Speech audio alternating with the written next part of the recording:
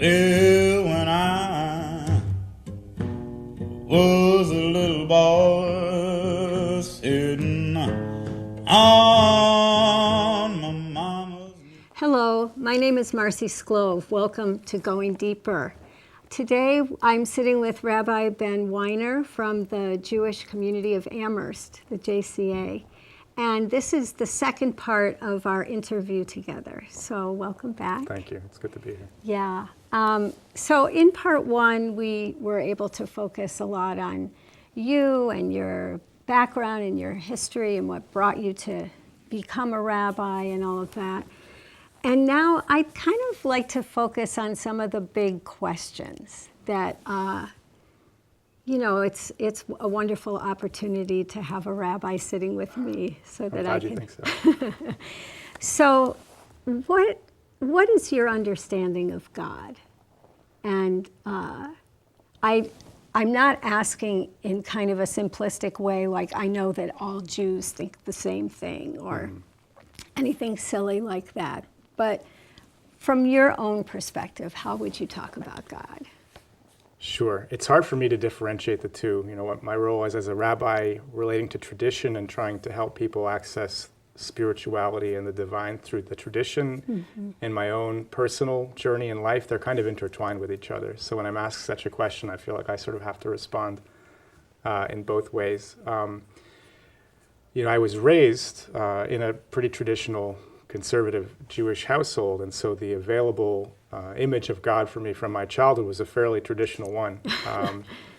God is the being up in the sky. God has an awareness of our actions and expects a certain type of action from us and holds us to account depending on the nature of our actions. So I guess I had that experience as a child of being raised in a fairly traditional religiosity.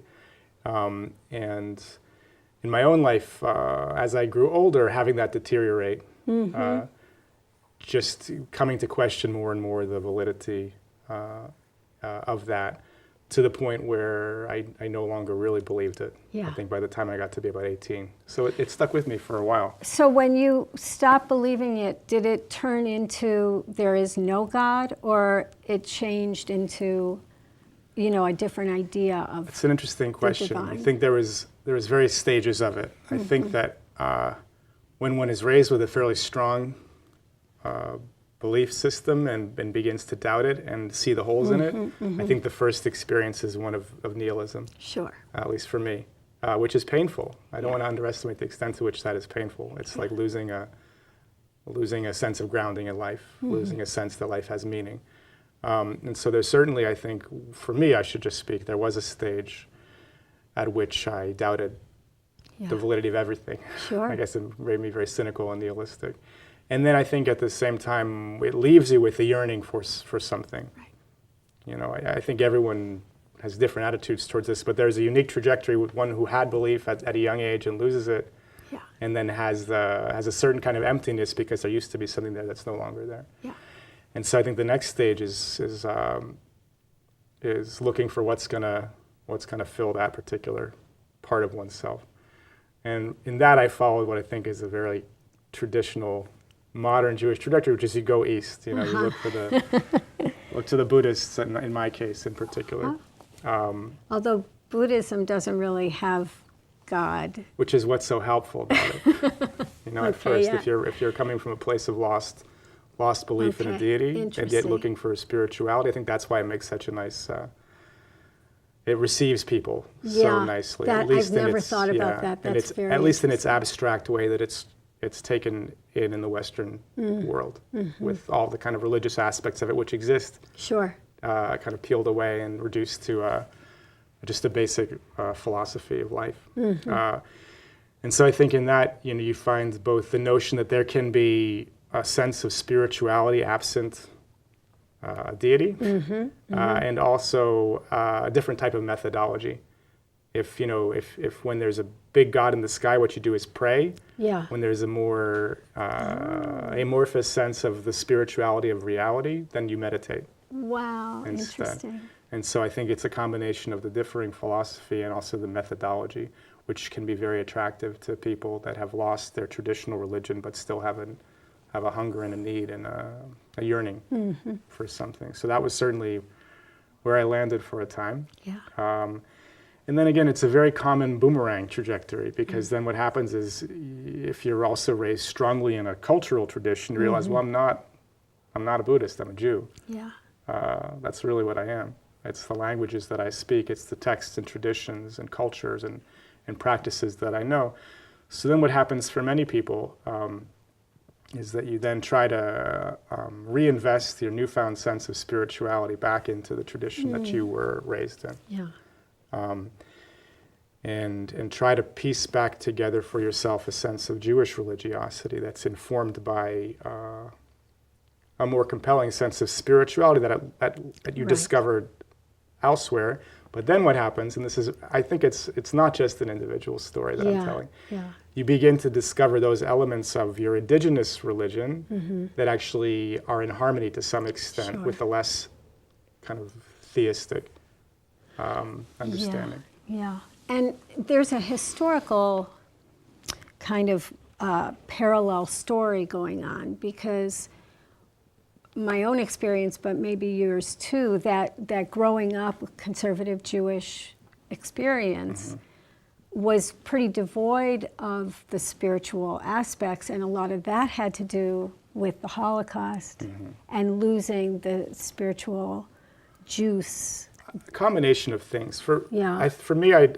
losing the spiritual juice, I ascribe more to kind of American assimilationism. Okay. And did some of that also include like fear of being? Possibly. I mean, the way that I've experienced the effect of the Holocaust on Jewish religiosity in the 20th century, and I only experienced the tail end of the 20th century, personally, let's say the last quarter of it, was more of a kind of crisis of faith. Yeah. If we're supposed to be the chosen people and God has a special loving relationship with us as Jews, then how could this happen? Yeah.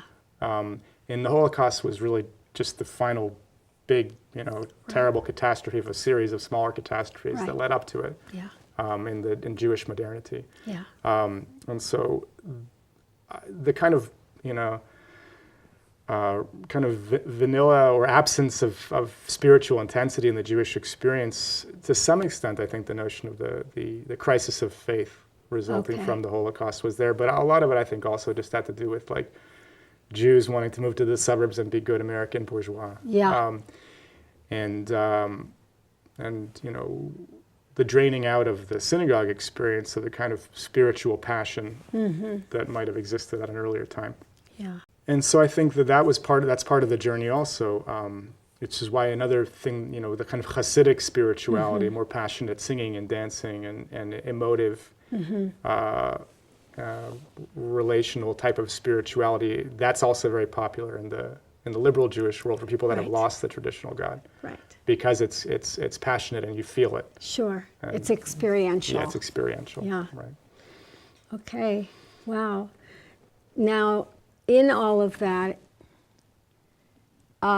if you were in front of some beings from another planet who had no knowledge whatsoever about Judaism, and you were trying to just a little bit of 2 or 3 sentences say the relationship between Jews and God, is there?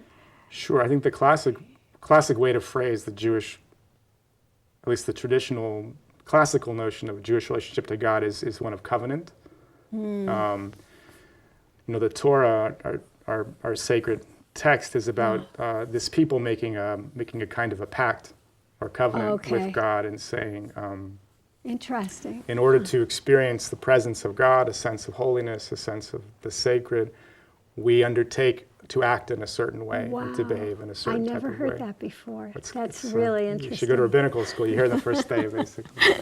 And so there's I think that kind of notion of covenant and relationship. There's a rabbi named Rabbi Ira Stone in Philadelphia who I actually never heard him say this. I heard this paraphrased, but it's accredited to him, where he said, whether or not there is a God is not the Jewish question. Mm-hmm. The Jewish question is, how do I live my life in relationship to what I hold to be sacred? Yeah, beautiful. And so that's that notion of covenant with the sacred, and how does that impact behavior, ranging Sure. from ritual behavior to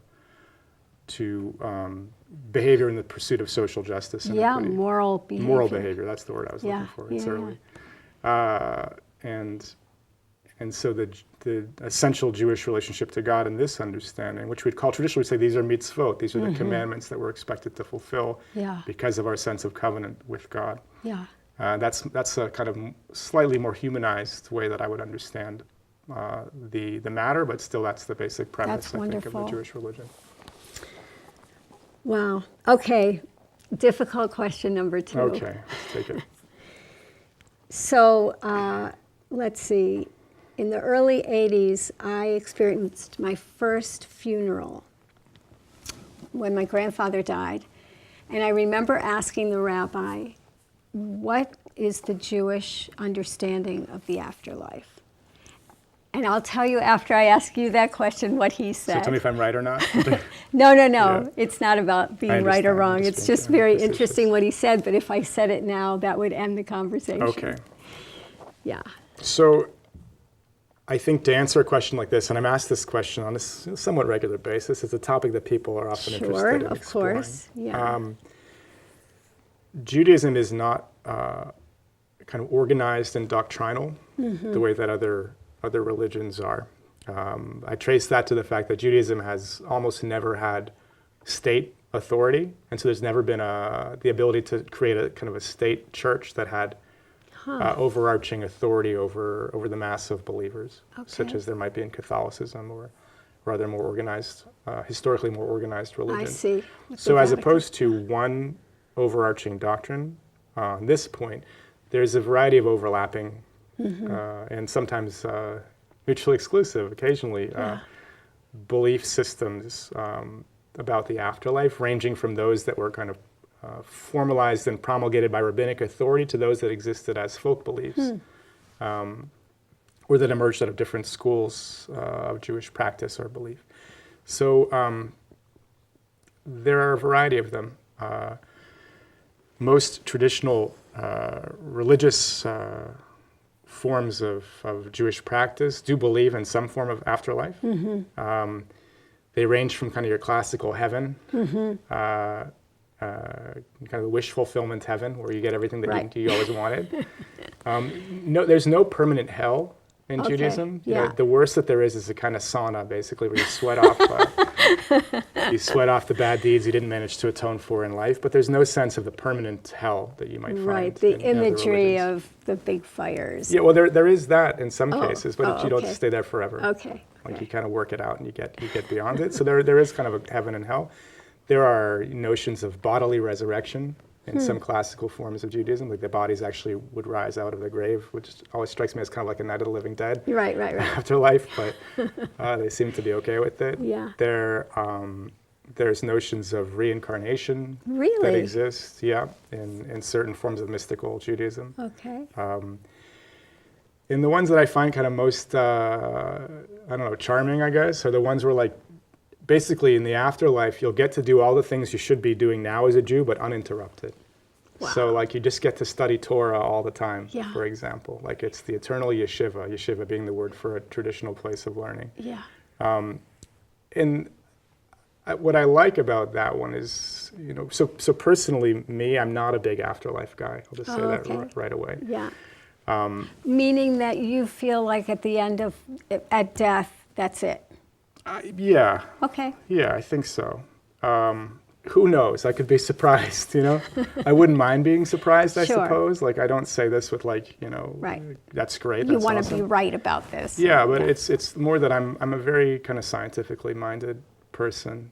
I'm a spiritual materialist, Yeah. in some sense. And so, Sure. like, I can't take things on faith, and the things that I see about articulations of the afterlife strike me as they're expressions of faith. And it's not that I say, like, there's no way that can be, but it doesn't just give my empirical mind doesn't embrace them with a huge sense of confidence Okay. in their veracity necessarily. And so instead, I focus on that aspect of Judaism, which is really about right now. In this last afterlife belief that I mentioned, where like basically in the afterlife you get to study Torah and perform the mitzvot without being interrupted, it means that the most valuable thing is the study of Torah and the mitzvot, which you can do right now, Right. and which have value right now in terms of the expansion of consciousness and mind and Sure. experience, and in terms of behaving towards others and your world out of a deep sense of ethics and morality.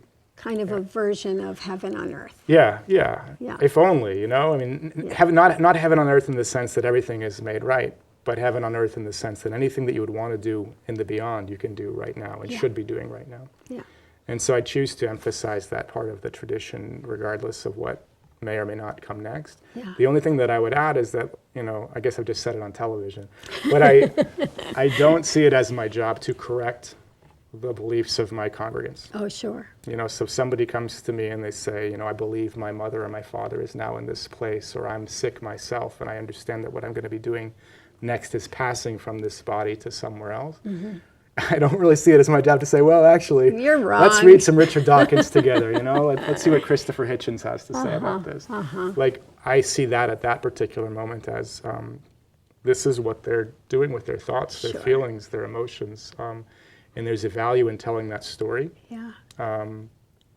And I don't see it as my job in that position to offer any kind of correction, but rather to work with them where they are. Yeah. And I could always be wrong. I'm open to being wrong, but it's not. I don't spend my time thinking or worrying about it. Well, when you talked about the pastoral and the prophetic, this is another moment where you make a choice This is a very pastoral moment. to be pastoral. When someone's dealing Exactly. with death and dying, I don't really see it's not a prophetic moment in that Right, sense. It's right. a pastoral moment. Right.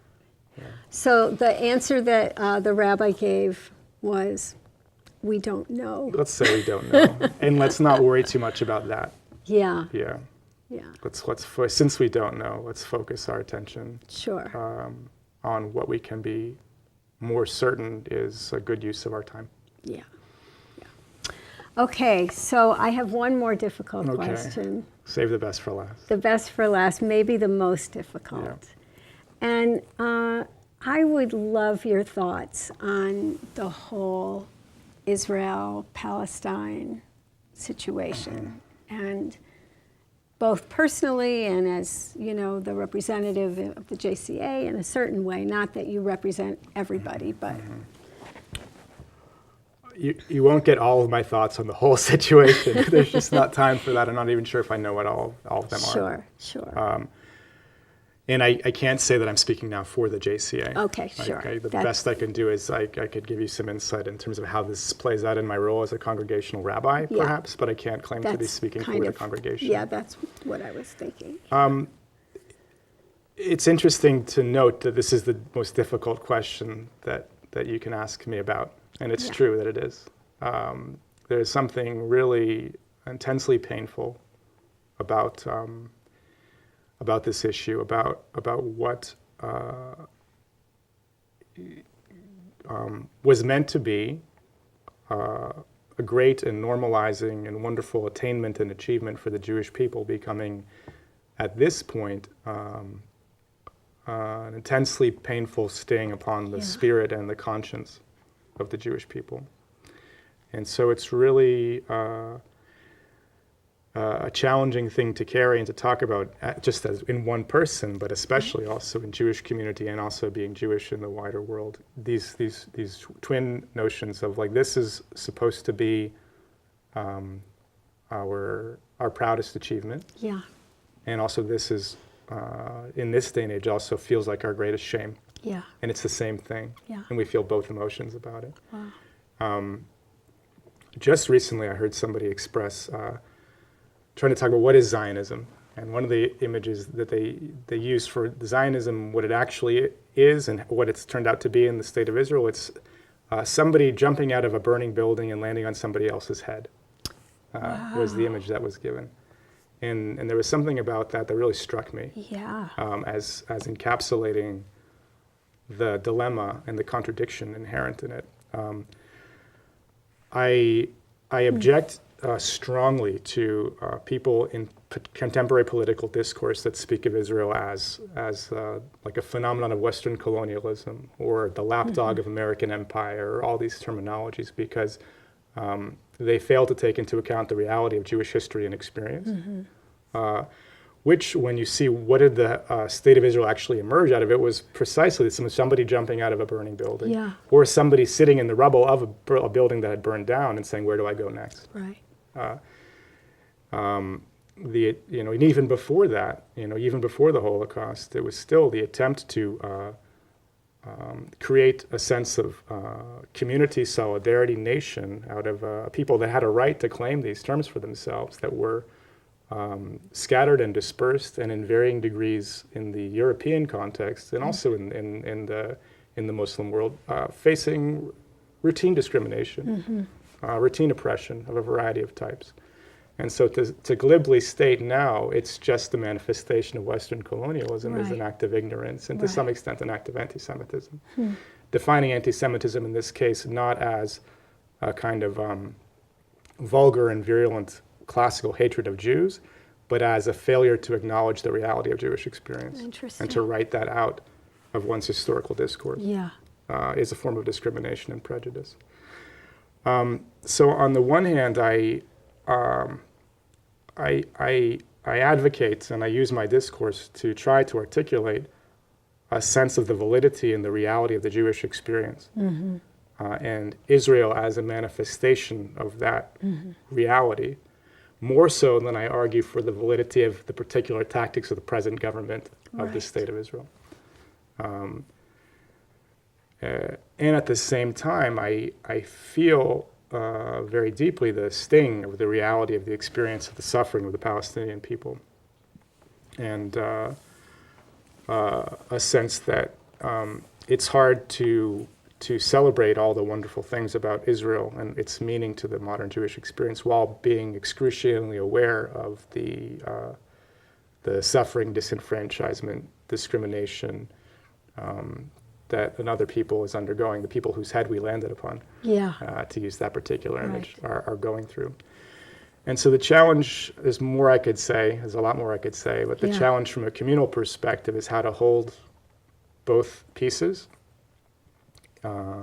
for a community which has feelings about this and thoughts about this that are all over the place, and can't even always speak with each other about it. Within your own community, because the issues are so painful, and the combination of impulses that we have are so volatile and potentially divisive. And so what I try to do is create a kind of a space for a reasonable consensus of discourse, kind of shave off things on the ultra left and on the ultra right, and say this is the type of conversation we can hold here in the synagogue. I don't seek to tell anybody else what kind of conversations they can have elsewhere, but in the synagogue, where we try to balance both a sense of connection and appreciation for Israel with a sense of awareness and concern for its flaws. This is the type of conversation that I feel we can have, the varieties of conversation, the type of speakers that we have that are both celebratory and also critical and aware. I just did an interview with Paula Green, and she was making reference to the combatants for peace that came to the JCA. Was that a moment of sort of difficult? It was, and Paula was very helpful in that. What was difficult about that was that we chose to invite people to that weren't necessarily members of our community. And that makes us very vulnerable. I see. Because we know as our own community what type of discourse we can handle in that space and what kind of relationships we have. When we invite, when we open the doors and say, come to this event, we can get just anybody coming in. And you don't know. And we don't know what they're going to say, how they're going to react, whether or not they're going to understand that this is our sanctuary. So it might not be appropriate to get up and say Israel is an apartheid state, this or that, in our home. And they might not care, because once again, they're not taking into account the realities of Jewish experience. And so that makes us vulnerable. This particular event went very well, and Paula was a wonderful partner because she understood the concerns, and that's her skill set. She did her best to reassure me and also to help me to create this space where real criticism and real words could be shared, but it was understood this is a this is a place of Jewish refuge that you've entered into, and you have to Right. take that into account as well. I'm thinking about a couple of things. I'm thinking about this image of jumping out of a burning building and falling on someone's head, and then what happens next? Does the one who fell out, get off and say, "Oh, I'm so sorry. Thank you for softening my fall, and I'm so sorry if I hurt you," or what's the next thing? And the move. I also am thinking about this this sort of repetition of trauma and abuse, where people who have been oppressed or traumatized in some way then go ahead and do it to others because they're not healed. And there's so much written about that. It's a big topic. I don't think it's all so easy to map kind of individual psychology onto geopolitical situations. Interesting. Meaning that I don't think Yeah. it's as simple a matter as, so Jews were persecuted, therefore they're persecuting, because there's so many different layers of what's been going on in that part of the world over the past 60 to 70 years that have exacerbated the situation. And this is the question of our times, and it's not one that I'm overwhelmingly optimistic about. I hate to end on such a note, but how do you try to begin to untangle the situation so that you reach a result that affords the best combination of security and justice for all the people that are involved? It's not easy. I don't think Jared Kushner can handle it. God. But certainly not him if nobody else has been able to. And I'm not overly optimistic at the moment, but I continue to act out of a sense of hope, if not optimism, as the saying goes. Wow. Well, that's very beautiful, actually. I don't think I invented that particular distinction, but it's one that it's one that I found very useful in our times in a variety of ways. Sure. And hope also speaks about faith, getting back to, what do you think about that? Hope is I'm going to act out of a certain wish to manifest a certain sensibility into the world, whether or not I think it's going to have a long lifespan or not. Okay. I'm still going to, make that effort. Yeah. Wow. This has been really great. Okay, thank you. Thank you so much. My pleasure. And I'd also like to thank the interns behind the cameras and the staff here at Amherst Media. We're in a big push to build a new building and have a beautiful new space. So for all those who are watching, we all should be contributing to Amherst Media. Okay, thanks so much. Bye-bye. Well, when I was a little boy sitting on my mama's knee, she said, "Son, let me tell you about that bad stagger lee."